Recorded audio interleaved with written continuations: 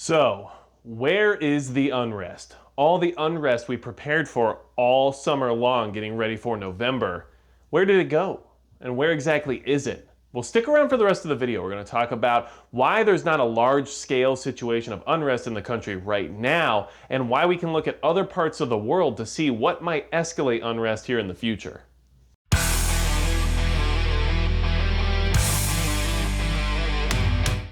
Hey everybody, it's Magic Prepper, and today we're asking where all the unrest is. We talked about unrest for months. I talked about unrest for a long time. We were preparing for it to get out of control come November due to the results of the election, and it really has not been that bad. So a lot of people are asking me, hey, Magic Prepper, what's with all this unrest we prepared for? Where is it? What's going on? You said there was something going to happen and nothing's been happening. Well, listen, I don't know everything and I can't predict the future, but what I can say is that there's some definite reasons behind why there's not a large-scale civil unrest situation in place right now in this country, and I'm going to give you some examples of unrest that's going on around the world right now that we need to look at so that we can at least have some idea as to what might make it worse here in America in the future, okay? So if you're preparing for unrest scenarios or any kind of SHTF event and you want to stay ahead of whatever's happening in your neck of the woods, hit the subscribe button below because we're going to keep talking about these things, and even if they don't come to fruition in the exact way that we feel they might,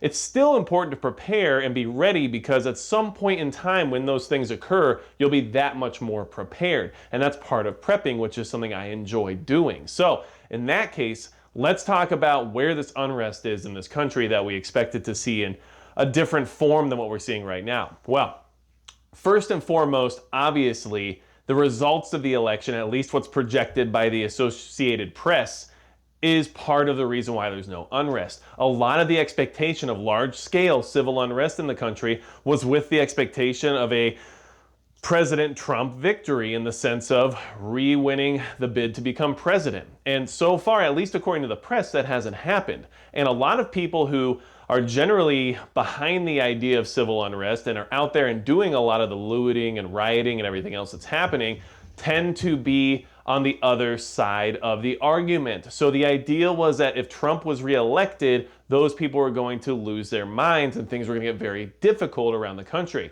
So far, that's not the case. Now, one thing we have to say about that, and a caveat that has to be put out there, is that the results are still technically not what is being reported. There's a lot of things that could happen between now and December 14th, I believe it is. So that being said, things will be way worse than we originally predicted if the results were to be overturned for some reason. I know there's a lot of you out there that are hoping for that. I know there's a lot of people who think that's possible. There's a lot of people who think that it's impossible. Either way, if you're worried about preparedness and not politics, you should just be considering that as a possibility of something you should prepare for, because that could be an extreme escalation of civil unrest throughout the country if those results are changed. Now, that being said, there's always a propensity for civil unrest to happen, especially if any of the events that cause the unrest throughout the summer occur once again. And we know they most likely will, even if there's a different president in the White House at a certain point here. Those things will still probably happen, and a lot of that unrest will return. So any of the preparation you've done towards it, any of the prepping anyone has done out there when it comes to worrying about civil unrest situations is still going to be a good investment at some point in time. So keep that in mind, okay? And things can change quickly. We all know that for sure. How do we know that though? And what can we look out for in the future that could cause other types of civil unrest, even different from what we've seen here? Well, one thing that we can say is that around the world, unrest seems to be kind of just the way things are now. You know, a lot of people said the words new normal when it came to the pandemic. Well, civil unrest is also part of that new normal because people are tired of a lot of different things, okay? So, during the past week or more, there has been protests leading to obvious unrest throughout the entire country of Denmark because Denmark tried to put a law into place called the epidemic law where they were going to force injections upon people that were determined to be high risk, or certain groups who were defined by their medical board that said they must have these injections.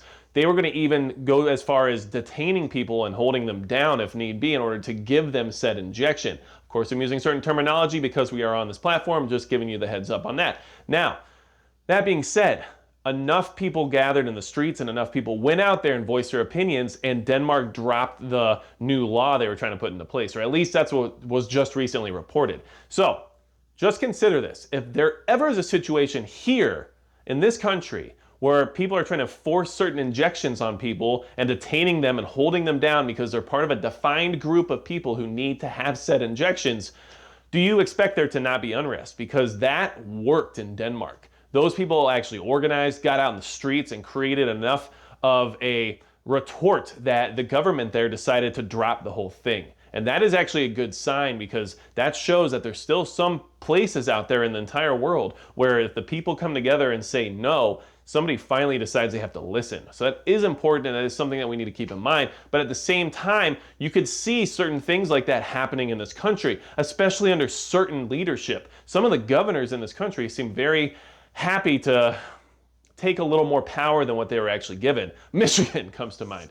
Anyway, that being said, there's an example from around the world that's happening right now as to what could cause more unrest in this country, okay? So, what else is happening around the world? Well, okay, let's talk about Peru. Peru is experiencing a lot of unrest as well, and up to 27 people have been injured just in the last few days out protesting, creating some civil unrest situations because of a political situation. This is something we need to keep in mind, and we need to watch for based on what could happen here. We still don't know exactly what's going to happen here, and what happened there has some similarities. So their president, okay, I'm reading some notes because I don't want to butcher this entire thing, but their president, Martin Vizcarra, he is being replaced and removed from office due to impeachment hearings, okay? And the impeachment is basically accusing him of taking bribes while in political office. Well, that is very unpopular with the people of Peru who actually support him and like this person very much. Is it possible he was taking bribes? I don't know. But what I will say is that he was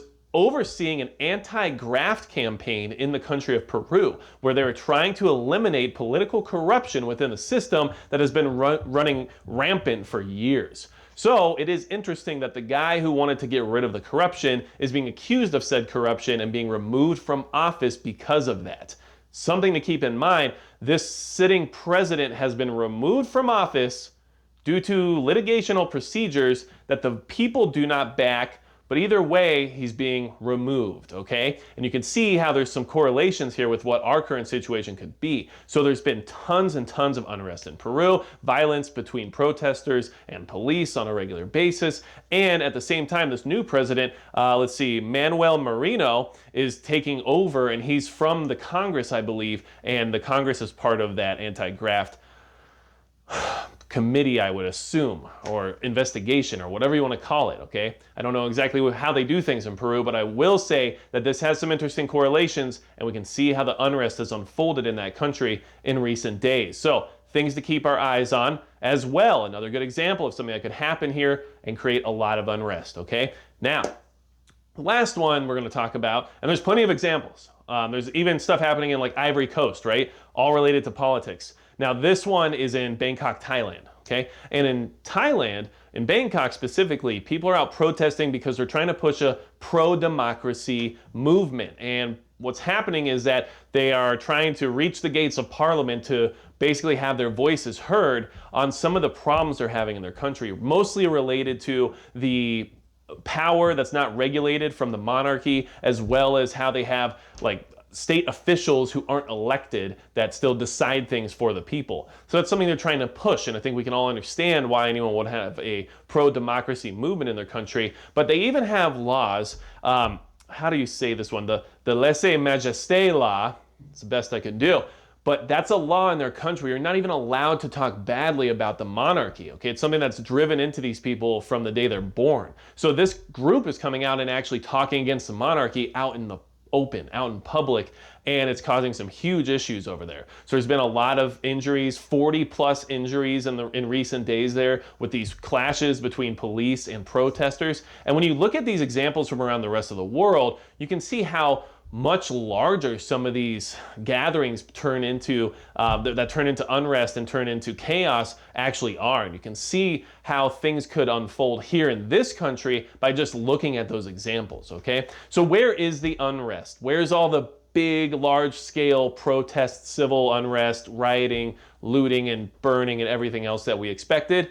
Well, it just hasn't got here yet, apparently, okay? And for all of you who asked me where it is, the election's here and we're still not there yet, well, there's still a lot of different ways this thing can unfold, and there's a lot of different ways that this unrest could explode into something that's less manageable than what we've seen now, okay? Just keep in mind, just last Saturday, there was a Million MAGA march in Washington, D.C., and there was some violence there because the counter-protesters showed up, and some stuff happened, of course, but either way, that still wasn't on the scale of what we were expecting when it came to post-election civil unrest. So keep preparing. This doesn't mean that we're in the clear. It doesn't mean that everything's just hunky-dory now because it didn't happen right away. There's a lot of things that could really spur this whole thing on and make it worse. And if we've learned anything from 2020, it's that trends are a real thing, and this will be a trend now, not just a rare occurrence. We'll see it be used as a political tool, and we'll see it all over the place because it seems to be the norm at this point. So, if you have any questions or you have anything to add, comment below. Make sure you let me know if there's any other unrest you've heard of around the world or any other examples within our country that you can think of. And of course, you know, when this video posts,